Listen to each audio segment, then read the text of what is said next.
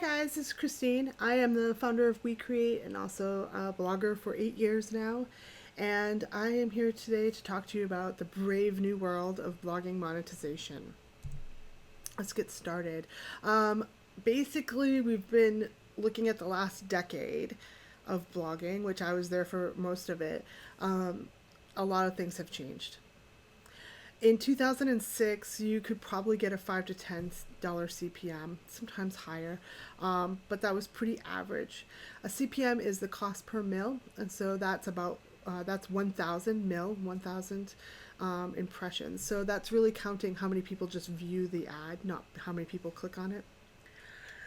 So that would be if you had 10,000 visitors per month, you'd get $50 to $100. Now you're looking at $10 to $20. It's a completely different thing. And the thing is that if you do get up to the point where you're getting like 200,000, 300,000 visits per month, you're going to have server costs of $1 CPM, $200, $300 per month. So then your ads are just basically paying for your server. That's it. You're not making any money. You're just sending that off to WP Engine, you know? And that's a real problem. So advertising is pretty much like dead in the water. So what have these really large publications done that get millions and millions of views per month? How have they shifted? And I'm going to talk about three places, and you can go look these up. But these are all relatively new-ish, like in the last 2 to 3 years. Fatherly, actually, Afar has been around like 6 years. Fatherly is a new startup. Afar is travel. A Modern Farmer is a new magazine. They all have web presences, and they all have sponsored content, which is what we're going to talk about today for the first part. Basically what they're doing, and you can go and look at Afar, even has like a division. If you go Google them and start researching them online, you can see their stuff. They are not being subtle about this. I mean, they're not like hiding it. But people will say, oh, sponsored content, I know about that. And I think the change for 2017 is that it's not just like a sponsored post or whatnot. It's that it's actually working with the brands at an editorial level and talking about what their goals are, and kind of becoming like a for hire production company. So instead of this idea that like if they pay you enough you'll slap up some BS thing that they had someone in India write for you, is that instead you're saying, okay, if you give us enough money, you can become like a benevolent sponsor of us, and that you pay our costs, and then we go off and do what we do anyway. And all we'll do is we'll give you a shout out at the end. And so in this way, these big companies who have, typically, when you're a writer, you want to have a division between the editorial and the business side. You don't want the business side coming in and telling you what to write about. We've moved in this direction where like it is just completely accepted that this is part of publishing now. And this is how people are making a lot more, is by doing this, but really forcing the editorial oversight to stay internal. And people are okay with that. So if this is a direction that you've avoided in the past, I mean, if you're like, oh, I don't care, I'll put anything on my blog. I mean, this webinar is probably like not telling you anything new. But if this is something you've avoided in the past, I think taking a look at Afar and taking a look at some of these publications and seeing like their media kit and how they're organizing this and what they're doing is they set an editorial calendar and they say, we are intending to write about beekeeping this May. If you want to sponsor that endeavor, give us some money. We're going to write about it. Probably you're a honey company and we'll shout you out at the end of the post, if you are already aligned with what we're doing, then there's a place for you here. And it's kind of like, I think of it like NPR, it's like they are taking money, and if you like what we're doing, give us money, and we'll keep doing it, kind of thing. And to give you an idea of the dollar range, I said $40 CPM for this kind of work. It's not really tied to visits necessarily. It's more tied about like topic and how close it is to their brand. And like they, if you're a honey company, you're going to pay money to reach people who care about honey a lot, and so a post about honey is going to be worth it to you versus like a general post about farming in general. It's probably more of those people are probably interested in honey, but with a honey post. So that's the thing, is like it's going to be about being really tightly aligned with what they're selling. And the $40 CPM is to give you a benchmark to say, okay, like comparatively, this is like 40 times better than what you can get with Google Ads. And if I had 10,000 visits, I should be charging $400 for this service. If I have 100,000, I should be charging $4,000 to do this kind of content for them. And absolutely should be charging a buttload for this because they're willing to pay it. And this is just a different way of looking at the same old thing, but like just to give you an idea of like what's going on out there in the industry, is that people are not just like holding their nose. They're like, how can we do this and feel good about ourselves, and how can we embrace it? And that's kind of the direction for 2017, is like no one's above it, But that's not what this webinar is all about. I have to say that because that is a huge piece of how people are making their money online. And you might wonder, like, how, like, people aren't writing, the New Yorker magazine isn't writing, like, ebooks. They're not selling anything on their site. Is it just subscriptions? How are they doing it? How are some of these publications making money? And that's part of it. But if you're one of those people that's so, like, instantly know that you're not comfortable with that, I understand, because the fear you have is that you shouldn't let the business side interfere with the editorial, and that's been the standard for journalism for hundreds of years, or 800 years, and that is correct and ethical. And so like that is the gray water people have to navigate for themselves, and you either know if it's okay or not. But if you're not okay with it, we got other options in here. So how do you monetize your blog outside of advertising, which pays absolutely nothing, or writing sponsored content, which you may not feel comfortable with? The other way to make money with your blog is information products. And that's just anything basically teaching you how to do something. How do you do this? How-to stuff. Writing ebooks, doing webinars, doing e-courses, doing online coaching. I've seen people do membership portions of their site where, like, part of it is free and open to the public, and then you can sign into a private part that has more in-depth stuff. It's basically anything that you can format and then sell electronically is going to be the best bet for bloggers. But what are the trends for this? And I think there are 3 things I want to talk about today that will really be game changers, because anyone can say, oh, make an ebook. It's like, well, you can sell an ebook for $20 maybe, but probably like your first one you're going to sell for $7, and then you're going to discount it at the holidays for $2, and then you sell 100 of them and you've made $200, and you're like, I'm not going to eat on $200, I'm not surviving. So how do you kind of take it to the next level, and what are the smart bloggers out there, the savvy bloggers, doing right now? And like, where is the industry going? Like, where will we be in a year from now? And I'm telling you. Number 1, collaboration. That is where all the smart people are going, because you can't compete with this increased digital footprint. When I started in 2008, like, there was no online version to a lot of travel magazines. And when there was, they sucked, right? I was writing about travel, and there wasn't even competition in the blogging space. I was out there, and people weren't even putting photos in their posts back then. 8 years ago, people did not put photos in their travel writing, which is just absolutely a different world. Now, after all these years, we have gone as bloggers and collectively beat a path through the jungle with our machetes, And we had to explain to advertisers the value of online advertising. You know, we had to explain that.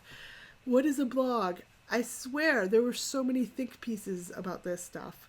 Um, and that is just not the same now. People are like, oh gosh, it's like blog first, internet first, everything's internet first. And now the, should I even have a brick and mortar business? You know, it's like, that's how far we've gone down the rabbit hole on this, is that it's flipped to the other way.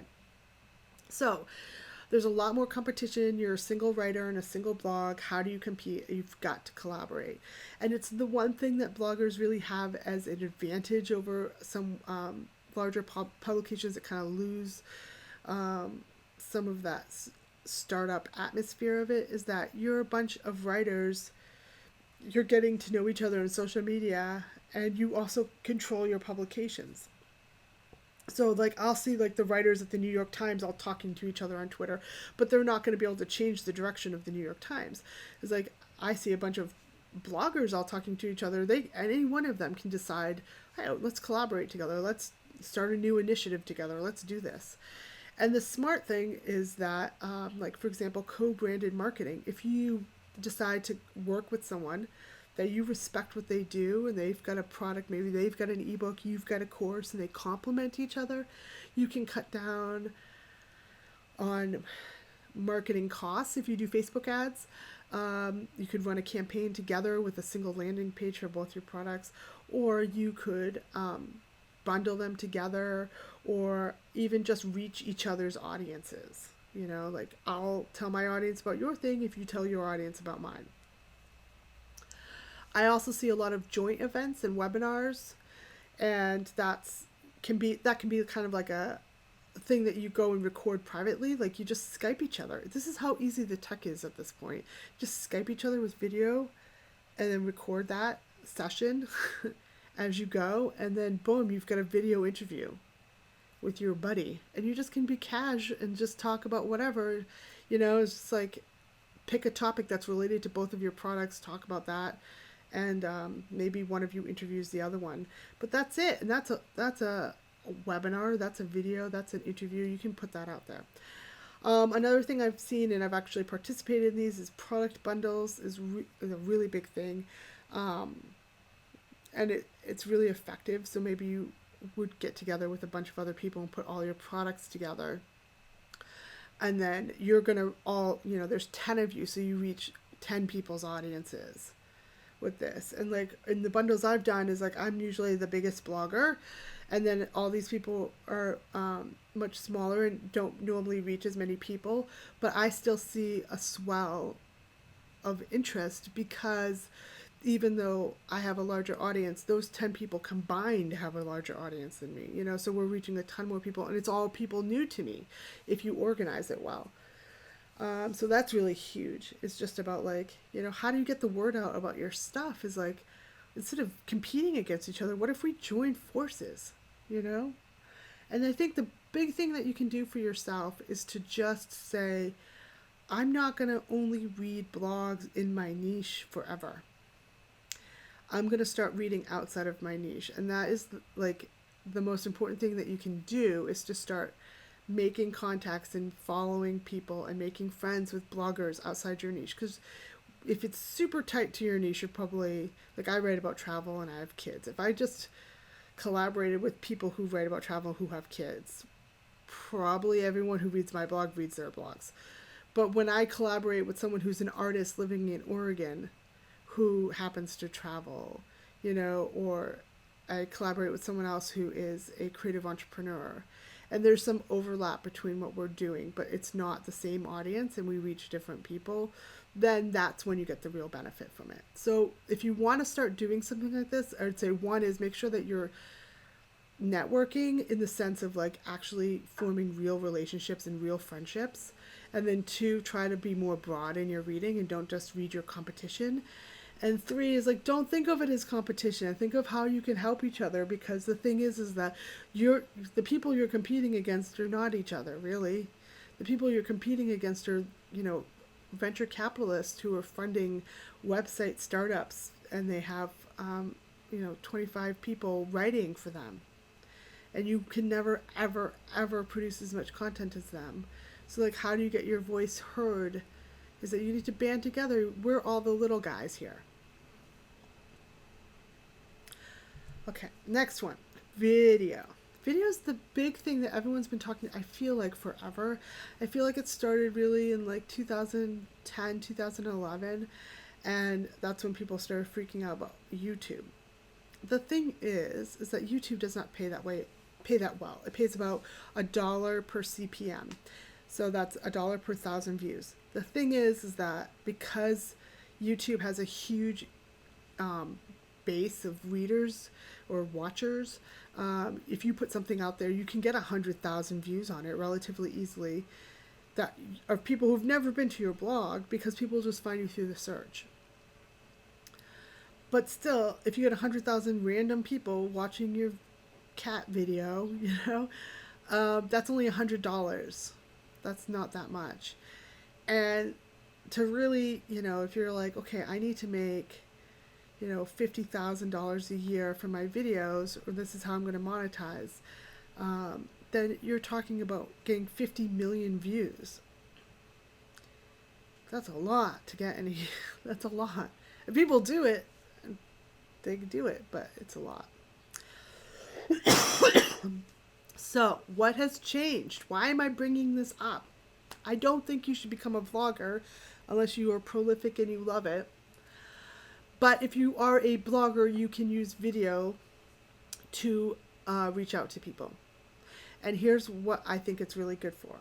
One is communicating something about your brand and about your blog that you can't quite capture in a blog post. And 2 is great for explaining things. And 3, I think a lot of people just like video. It's just popular right now. So how can you use this? It's like, for example, if you have an ebook, I would for sure create a video. And it does not have to be long, but you should sit down and talk about your ebook like a real human being. Because one of the things that readers have to deal with when they're surfing online is that there is too many sources of information, and it's difficult to know who to trust. So if I'm reading an article, or if I'm considering buying an ebook, I'm scanning the page, I'm looking at their picture of the headshot, I'm looking at their bio, I'm trying to get some sense of who this person is, or they're full of crap. Because anyone can put up a page promising the moon to you, and you're like, is this real? And I think a video, when you hear it, is like, this video will tell you a whole bunch of stuff about me that's like kind of casually communicated, right? So it's telling you that I'm a real person. It's telling you that I'm not a salesperson. It's telling you that I have personal experience with this. This is my lived understanding of blogging. And I'm going into details because I actually understand it, and it's not a superficial understanding of this. And that, like the unpolished aspect of this video is probably may turn off some people, or it may attract other people because it shows that it's real, or maybe it's not professional enough. These are all things that are being communicated through video that is going to give people clues to whether you're the real deal or not, And I see this all the time. Like, video can hurt you, for sure.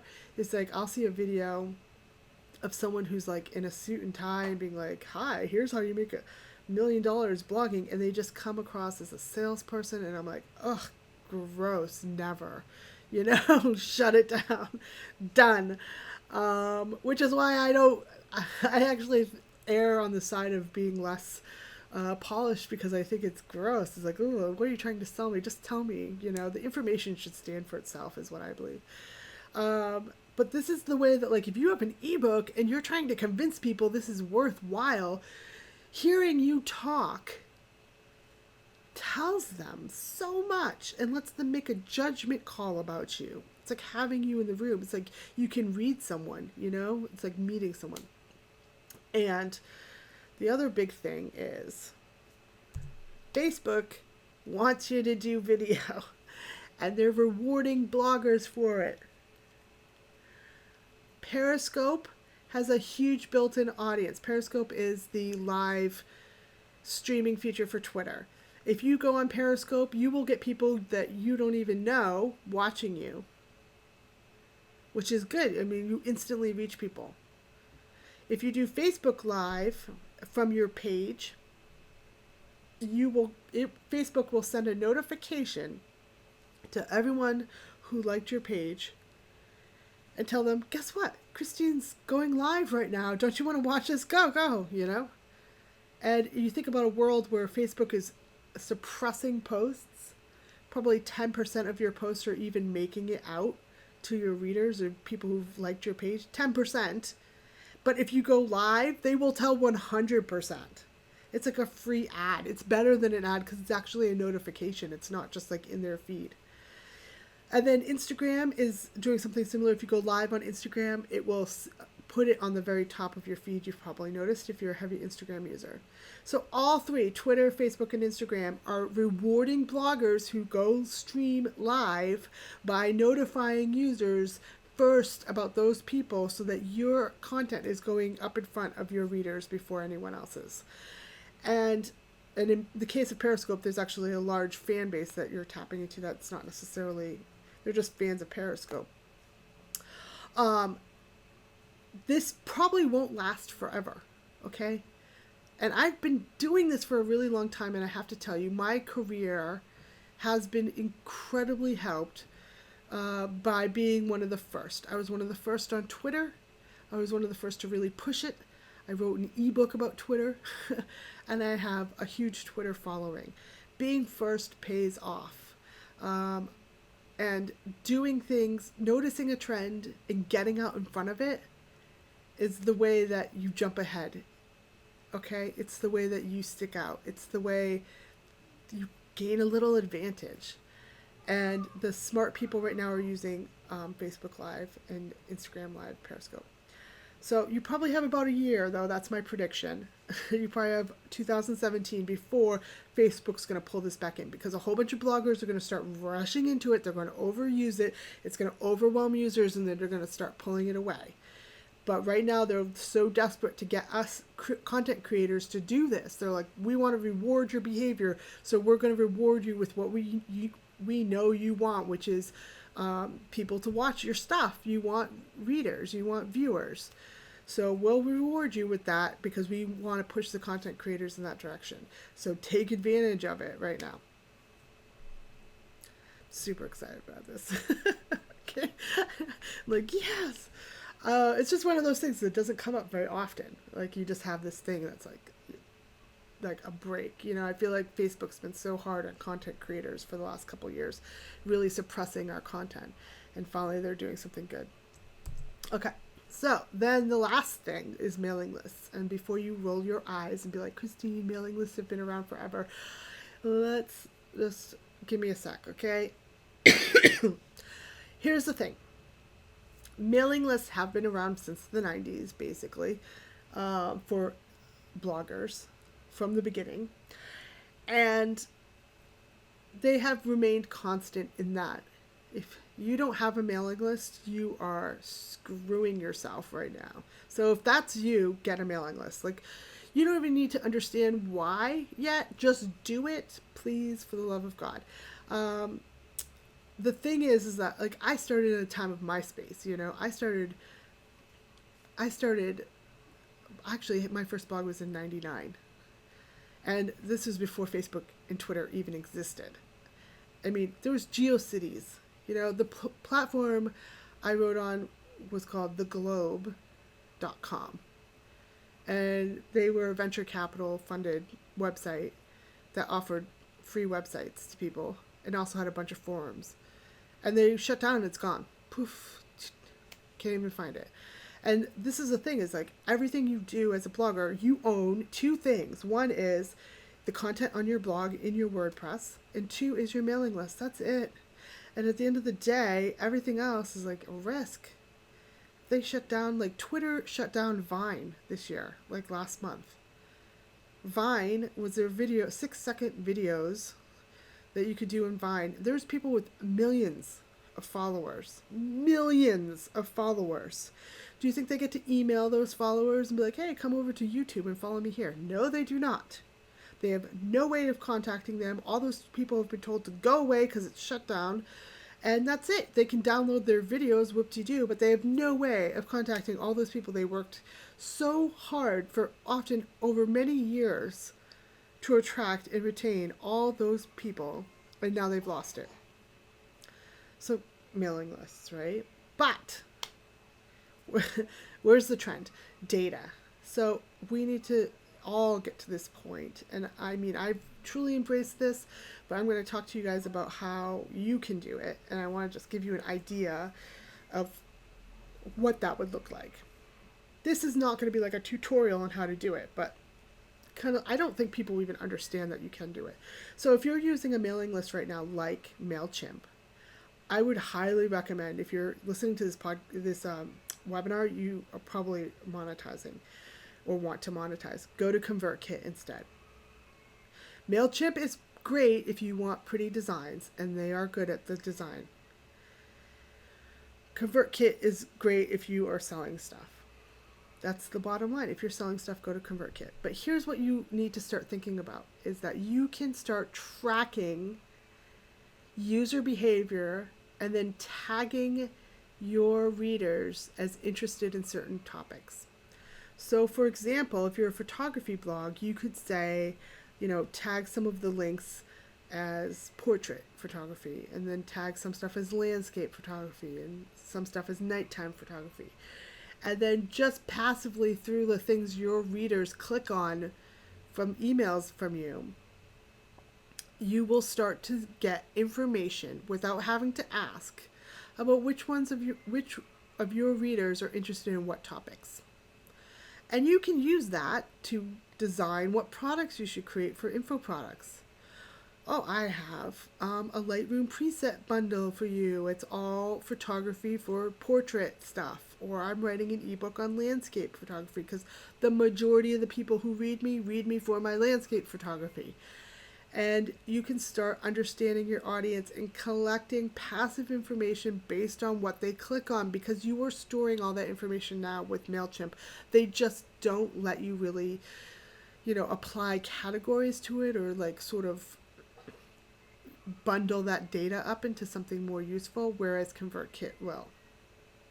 So just get ConvertKit. It's about the same price. I use Entreport. It's a lot more. It's $300 a month, something like that. And then ConvertKit is about the same price as MailChimp. And then there's like Infusionsoft. You have to pay like $2,000 just to open an account with them. There's a lot of options out there, but ConvertKit I think is the best option at the lowest price point, and where I would start if I was starting today is to start with them. And they have tutorials and you can figure all this stuff out. But this is the place that you need to be going in 2017, which is to say, not only do you need to know your list better, you need to act more like an internet marketer. Like, you need to act like the people at Amazon. It's like they've made this into a science. If you're going and clicking on their site and like looking at softballs, suddenly you're going to get an email about softballs. It's like you're clicking around. I'm always spooked by this stuff, but like you being able to communicate to your audience in a way that matches their interests is really smart. So here's how I would use it. For next year, if you're planning your blogging monetization plan, just decide to use ConvertKit, decide what the topics are that you are potentially thinking about creating products for, and then start dropping in those links that have the categories attached to that, so that you can start grading your list and seeing who's interested in what. And then create the products that you want to create, but then only mail out to the people that are interested. Right? So you can create more stuff, or you can, maybe you send an email out to everyone to announce it, but then you do follow-up emails to all the people that are truly interested in that topic. And this way you can save your list from unsubscribes. You can stop people from getting burned out on too many emails from you, and you can target your message more clearly to them, and you create products that are more geared to what people actually want and what they're actually interested in. this kind of information is so important, even if you have a really small list. It's worth the investment. And thinking about this stuff at this level, it can sound daunting, but this is really the difference between, doubling or tripling your sales. And I know that's the point at which you go from, okay, I'm making a couple $100s a month, to okay, I can probably live off of this. And that's how important just having ConvertKit can be. So that's it. That was the 3 things. This week we're doing a bunch of webinars to talk about building a thriving blog, which is the course that I've been writing since 2011. I only open registration twice a year, and then I close it the rest of the time because I kind of want like a new group to come in all at once, and then I close it. And it's a 12 module course on blogging, but it really takes you through everything from scratch, like from getting set up and started, and strategy wise of like what you should write about and what kind of blog you should be, to getting your theme and design and colors and logo and all that stuff set up, and then talking about like monetizing and photography and how to write and be a better writer, and goes through all of this stuff over the 12 weeks. But then the crazy thing is that it's forever access. So every year when I update the content, you get a new course essentially. And so the people who've been with me since 2011 are on the 5th iteration of this course. And that's important because things change as you're blogging. So you're not just buying into a course, you're buying into a community, and that community stays up to date so that as you grow as a blogger, you continue to have support and new ideas and fresh perspectives on the reality of what blogging is right now. Because I can tell you in 5 years, even in just 5 years, so much has changed. And it's exciting. I don't think there's been a better time ever. Like every year I get more and more excited because there's more tools, it's easier. Things that were like, I remember having to teach people like how to like kind of hack things, and kind of get around stuff with programming. And like now I'm just like, oh, just go buy that plug-in and it does it for you for $20, It used to be so much more complicated, and now almost everything's automated, everything's super easy, and we have world-class tools at our fingertips. I mean, you can have a full film studio, you can have like a full publishing house, you can have a full like high-level marketing department, like all this stuff that was reserved only for like the largest companies, anyone with a laptop can do. So I'm super excited about it. I hope you'll join me. There's more information at wecreate.global. You can read about the course there. And this week, if you sign up before December 1st, you can get an early bird price, which is a big discount. Plus, for watching the webinar, you get 10% off if you use the code LAUNCHYOURBLOG. And that's all. If you have any questions, go ahead and send me an email at wecreateglobal@gmail.com. Thank you.